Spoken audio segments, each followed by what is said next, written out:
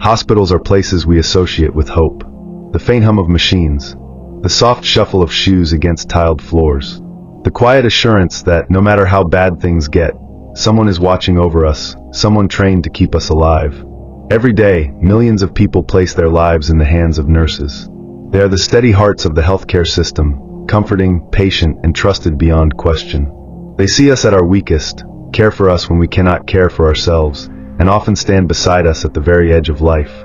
But trust, once given so freely, can become the perfect disguise. For years, this nurse was the model of dedication. Always first to arrive, last to leave. Her uniform immaculate, her record spotless. To her patients, she was kindness itself, a steady hand, a gentle smile, a reassuring voice in the night. Yet behind that calm expression, something else stirred, something no one could name, something no one dared to imagine. When patients began to die unexpectedly, there were no alarms at first. Hospitals see death every day. Charts were filled, notes written, families consoled. It was tragedy, yes, but tragedy with an explanation. Or so they thought. But the explanations began to wear thin. The same nurse, the same ward, the same quiet shift, and always another patient gone. Doctors grew uneasy. Families asked questions. Yet somehow she remained untouchable, helpful, cooperative, even comforting to those who grieved. Behind the scenes, something darker was lurking, something far more dangerous, or so it seemed. In a profession built on compassion, she found power. In the act of saving lives, she discovered control. And when the truth finally surfaced, it would leave a trail of disbelief and heartbreak across every hospital corridor she had ever walked. This is not a story of sudden violence. It's a story of quiet deaths, unnoticed, unexplained, and hidden in plain sight. This is the story of a killer nurse, and the minds that tried to understand her. I'm your narrator, and tonight, we look inside the world of care, and the woman who turned it into something else entirely. This is inside the mind of a killer nurse. She was born in a small town, the kind of place where everyone knew everyone, and where the local hospital stood as both employer and refuge. Her childhood was quiet, almost uneventful. No criminal record, no warning signs. Friends remember her as polite, soft-spoken, even shy. A good student who preferred books over parties.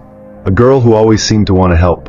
Her mother, a caretaker by nature, often volunteered at the community center. Her father, a factory worker, rarely home but proud of his daughter's ambition. From an early age, she was drawn to the idea of care, of being useful, of being needed. When she entered nursing school, instructors described her as diligent, focused, calm under pressure. She didn't seek attention. She simply did her work and did it well. The kind of student every program wishes for. During training, she excelled in clinical rotations. She knew how to comfort anxious patients, how to remain composed when others panicked. Supervisors praised her bedside manner, kind, attentive, compassionate. When she graduated, her first job was on a medical surgical floor. It was demanding, chaotic, the kind of environment that weeds out the uncertain.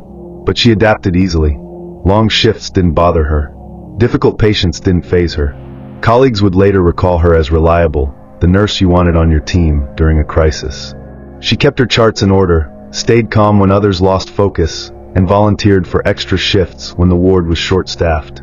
To patients and families, she was everything you'd hope for in a nurse. Warm smile, gentle hands, the voice that said you're safe now. She remembered birthdays, held hands through pain, whispered comfort to those afraid of dying.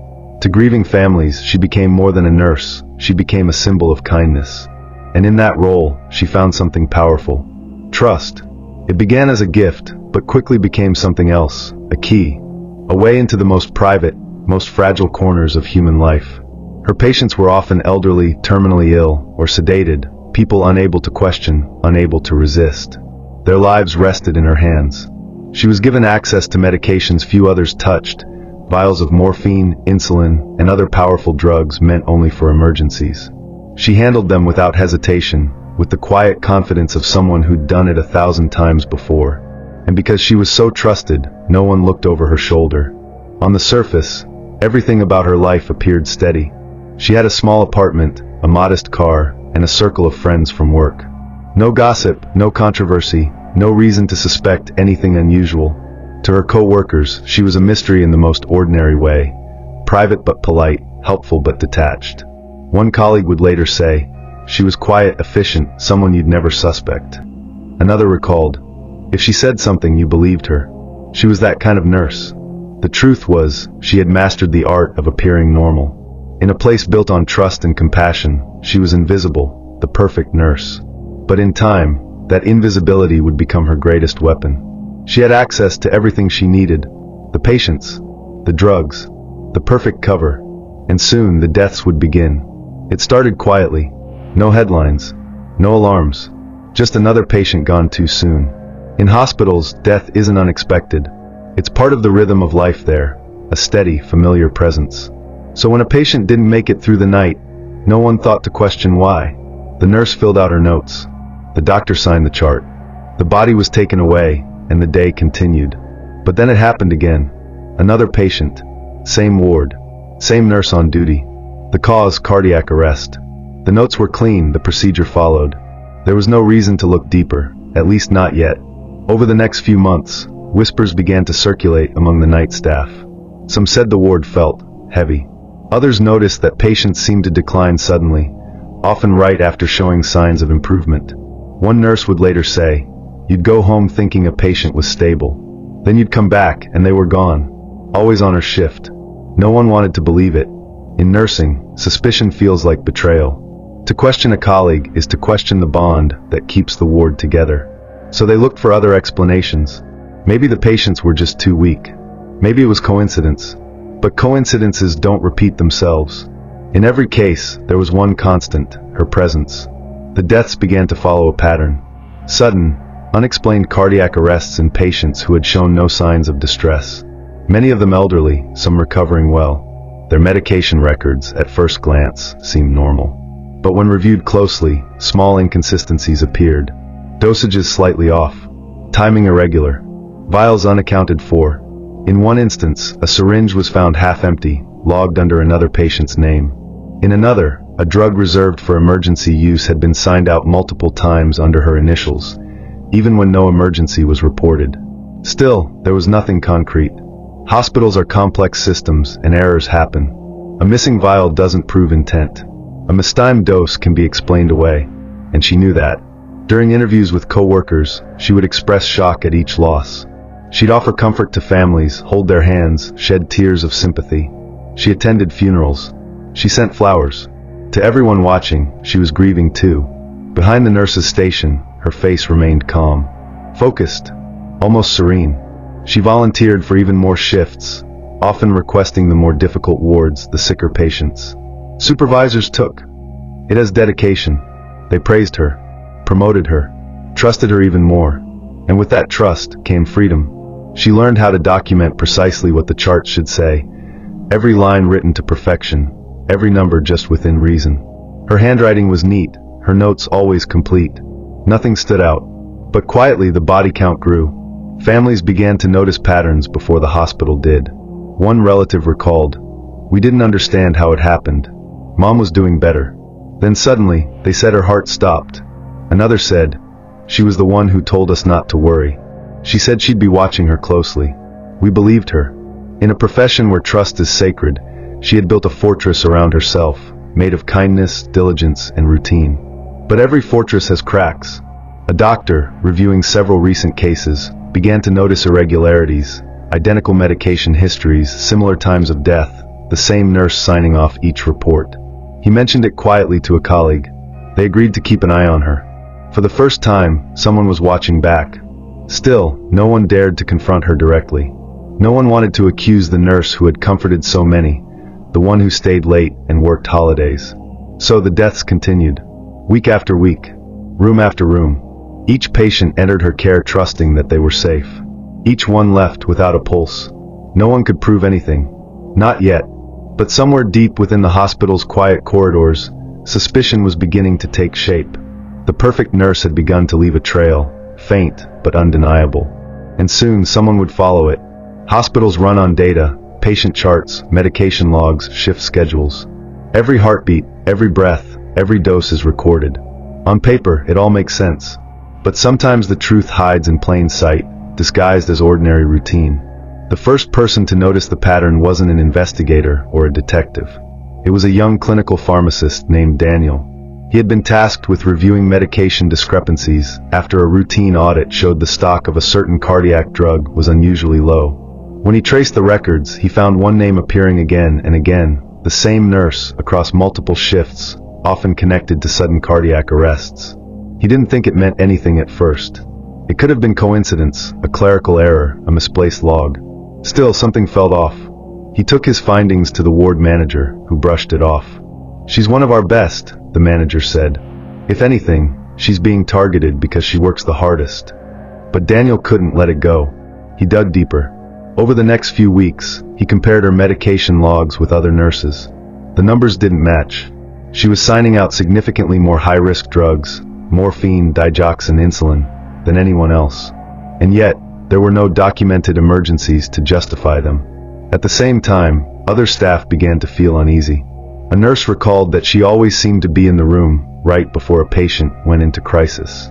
Another remembered that she insisted on working alone whenever possible. No one wanted to believe it, but the coincidences were stacking up. The hospital's risk management department finally ordered a quiet review. Case by case, they pulled charts of patients who had died unexpectedly over the past year. They analyzed times, medications, signatures. The deeper they went, the clearer the pattern became. Most of the deaths occurred during the same shifts, late nights, early mornings, when staffing was low and supervision was minimal. The same medications appeared repeatedly in post-mortem toxicology screens, substances that, when administered in excess, could stop a heart within minutes. One physician later said, "It was as if someone was choosing patients. People who wouldn't raise questions. People who were already near the end." To the hospital administration, the realization was almost unbearable. The idea that one of their own, someone sworn to protect, could be responsible for these deaths went against everything they believed in. They tried to keep the review internal. If they were wrong, the damage to the hospital's reputation would be devastating. If they were right, the truth would be worse. Meanwhile, she carried on as if nothing had changed. Calm, polite, the same soft smile. If she sensed suspicion, she never showed it. She continued to volunteer for shifts others avoided. Continued to comfort grieving families. When investigators later reviewed her behavior, they noted her composure. She never panicked. Never seemed nervous. In interviews, she was helpful, even cooperative, eager to clear up any confusion. But every answer raised more questions. Why were her medication withdrawals higher than anyone? As the hospital's internal report took shape, one phrase appeared again and again: unexplained event. The team realized they weren't looking at isolated errors anymore. They were looking at a pattern, precise, consistent, deliberate. A pattern only one person could have created. Outside the ward, rumors began to spread. Some staff avoided her. Others watched her closely. She noticed. She started keeping to herself even more, eating lunch alone, speaking only when necessary. Yet she continued to work, night after night, her hands steady, her face unreadable. And still the deaths didn't stop. By the time hospital administrators contacted the police, there were more than 20 suspicious cases. 20 patients who had entered her care and never left. What no one knew then was that this was only the beginning. The pattern was finally clear. The question that remained was why. And to answer that, investigators would need to step into her world and watch what she did next. For months, the hospital had carried its secret quietly. The reports, the meetings, the late-night discussions behind closed doors, all of it building toward one question. Was she killing her patients? The idea was almost impossible to say out loud. These were people who had worked beside her, shared night shifts, exchanged birthday cards.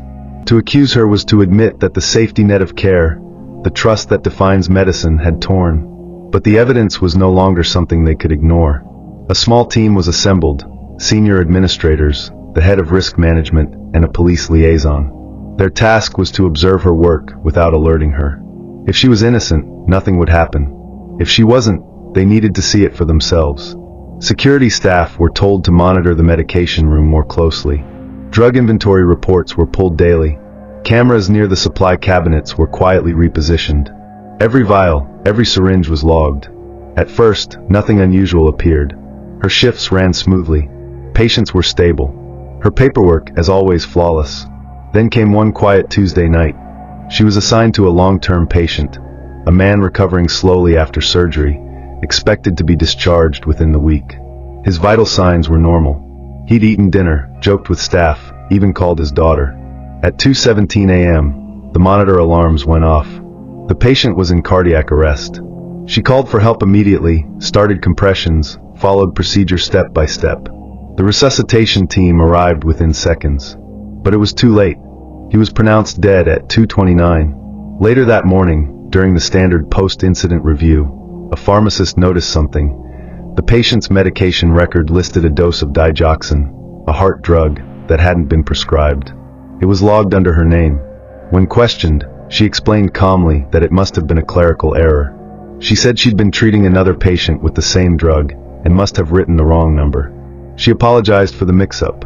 Her tone was confident, respectful, the voice of a seasoned professional. On paper, her explanation made sense. But the investigators were no longer willing to accept coincidence. They requested a toxicology test. 2 days later, the results came back. The patient had died from a lethal concentration of digoxin, several times higher than therapeutic levels. The internal team knew what that meant, but they didn't move immediately. They needed certainty. They needed proof that would stand in court. The police were notified quietly. Detectives began visiting the hospital under the guise of consultants. They sat in meetings, reviewed logs, listened to staff, and started reconstructing timelines. The hospital's leadership faced a moral crossroads: confront her now, or let the investigation play out longer. They chose patience. Every move had to be deliberate, every action documented, and so they kept her on duty. Weeks passed. The tension grew unbearable. Nurses whispered during breaks. Some refused to work the same shift. Others avoided eye contact. She must have felt the change, the sidelong glances, the hushed conversations that stopped when she entered a room. Yet her demeanor never shifted.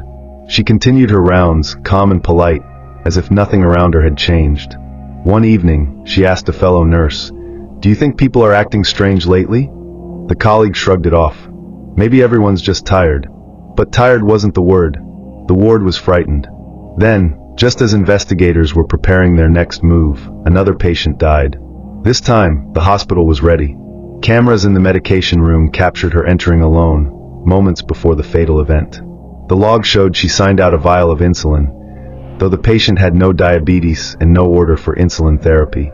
Within an hour, the patient went into sudden hypoglycemic shock and could not be revived. It was no longer possible to call it coincidence. The evidence was mounting, and the moment of confrontation was near. But before authorities could act, she made a decision of her own, one that would change the course of the investigation entirely. For years, she had been invisible, a quiet presence in the background of every ward, every shift, every emergency. But invisibility has its limits. The longer someone hides, the louder their silence becomes. It began with a whisper, a missing vial, a sudden reaction, a patient who slipped away too quickly. Nothing unusual on its own. Hospitals see tragedy every day. But over time, a faint rhythm began to emerge, a pattern few dared to notice. Late-night records told their own story. The same nurse appearing in critical incidents again and again. The same drugs logged under her name. It was subtle, too subtle for an algorithm, but not for human instinct. Someone finally started paying attention. Inside the hospital, discomfort grew quietly. Colleagues avoided eye contact when her name came up. Conversations stopped when she entered the room. There was something about the timing, the precision of her presence, that no longer felt like coincidence. Administrators told themselves it was nothing. A clerical error, maybe. A glitch in the system. But numbers don't invent themselves. And when the data was laid bare, her fingerprints were everywhere. In every code blue, every sudden loss, every unexplainable death that followed her shift. An internal review was launched. On paper, it was procedural. In truth, it was the beginning of her unraveling. Logs were cross-checked, medication counts reviewed, and for the first time, the invisible nurse began to leave visible traces. When called in for questioning, she sat calmly, no panic, no fear. Her answers were measured, her tone professional. She spoke as if the whole thing was a misunderstanding. But beneath the surface of her composure, there was something else, an awareness. She knew what they suspected, and she knew they couldn't prove it. Without enough evidence, the hospital did what many do. It chose silence over scandal. A quiet dismissal, a polite resignation letter, a fresh reference written to avoid questions. Within weeks, she was gone. Another facility, another town, another ward. The cycle continued. But the silence she left behind was different this time. There were empty chairs at staff meetings, grief that refused to settle, medical records that didn't line up, no matter how many times they were rewritten. People began to wonder, if these were coincidences, why did they all lead back to her? It was the first time her name was spoken in a closed meeting room, in hushed tones. The first time her former colleagues started comparing notes. What they found was chilling. The same unexplained events appearing miles apart, under different employers, under the same gentle hands. She believed she'd escaped, that by changing uniforms and names on the door, the past would fade. But records live longer than people. And somewhere, in a hospital archive no one had touched in years, her story was waiting to be found. The perfect nurse had finally made a mistake. She left a trail. And soon, someone would follow it. It began, as so many investigations do, not with a confession, but with a question. A quiet inquiry from a junior administrator reviewing archived reports. A name repeated in cases that were never supposed to connect. At first, it was dismissed. Hospitals are complex machines, full of movement, of human error. But the pattern was too precise, too consistent to ignore. Deaths that defied explanation, all under her care. A coincidence at one hospital was understandable. 2 was troubling. 3 was impossible. The call went out to law enforcement. What began as an internal review became a criminal investigation. Detectives who'd seen everything before were handed a file that felt different. The tone of the reports, the frequency of the incidents, the identical drugs listed again and again. It didn't add up. They started with data. Patient logs, shift rosters, controlled drug records, tens of thousands of lines of data. Slowly, a digital picture began to form. When she worked, mortality rates spiked. When she left, they fell. No direct evidence, no witnesses, but the numbers whispered what no one dared to say aloud. Detectives traced her movements across hospitals. They followed job applications, references, certifications. Every new employer had the same story. She was quiet, professional, compassionate. The kind of nurse you wish you had more of. The kind you'd never question. The team contacted families, mothers, sons, husbands who had lost someone under her care. Many remembered her face clearly. They spoke of her kindness, her reassurance, the way she'd hold their hand during their worst moments. To them, she was an angel of mercy. No one ever imagined she could be something else. But investigators saw what grief had hidden. A pattern of overdoses disguised as compassion. Medication administered outside prescription limits. Drugs that vanished from inventory, but reappeared in toxicology reports. It was methodical, almost careful, but not perfect. In one case, she had signed a record twice under different initials. In another, a syringe logged as discarded contained traces of a drug no patient had been prescribed that day. These were small cracks, but to investigators they were everything. The deeper they dug, the more resistance they met. Hospitals reluctant to release records. Administrators fearful of headlines. Each institution had quietly filed her away, unwilling to admit the pattern had begun on their watch. Months passed. Case files grew thicker. A task force was formed, a small team of detectives, medical examiners, and forensic pharmacists. Their goal was simple, to find one undeniable link between her and a patient's death. In a hospital hundreds of miles from where it began, they found it. A single syringe, preserved in cold storage due to a clerical error. The sample was retested. It showed a concentration of medication impossible for survival. The nurse on duty that night, her. It wasn't enough for conviction, not yet, but it was enough for a warrant. When police arrived at her home, they found a life that looked ordinary. Framed certificates on the wall, medical textbooks on the shelf, a kettle still warm from tea. But in a drawer, beneath a stack of old pay slips, they found what no one expected, a notebook. Dates, names, doses. Some were crossed out, others marked with a single word, peaceful. The case was no longer about suspicion. It was about proof, and proof finally had a voice. What investigators didn't yet know, what they couldn't know, was how long she'd been waiting for this moment. The interrogation room was cold, silent except for the hum of fluorescent lights. Across from her sat 2 detectives, patient, cautious, careful not to push too hard. They had what they needed for questioning, but not enough for certainty. Not yet. She didn't ask for a lawyer. She didn't demand to know why she was there. Instead, she smiled, faintly, as though she had been expecting this visit for a long time. The questioning began politely. Routine. professional. But every answer she gave was precise, clipped, rehearsed. She knew the language of hospitals, of accountability, of policy. For every accusation, she had an explanation. For every missing vial, a clerical error. For every patient's death, a tragic but explainable coincidence. Hours passed. Then something shifted. The questions turned quieter, more personal. Not about charts or syringes, but about why. And for the first time, she didn't answer right away. Her gaze drifted to the window, to the gray morning light pushing through the blinds. When she finally spoke, her voice was calm, almost gentle. "They were suffering," she said. "They wanted peace. I gave it to them." No one in the room moved. One detective wrote the words down slowly, afraid to break the silence. What followed wasn't loud. It wasn't a breakdown or an outburst. It was a confession told like a story, quiet, deliberate, without emotion. She spoke of patients whose names she remembered by heart. The ones who cried, the ones who couldn't breathe, the ones she said looked ready to go. She described how she would wait until the ward was quiet, until the monitors slowed, until it was just her and them. To her, it wasn't murder. It was mercy. She said she was ending pain, bringing calm, that no one else understood what it was like to watch people beg to die. But her version of mercy was not what the law recognized. And behind her calm explanations, detectives heard something else: control, precision, a need not to help, but to decide. Who should live? Who should not?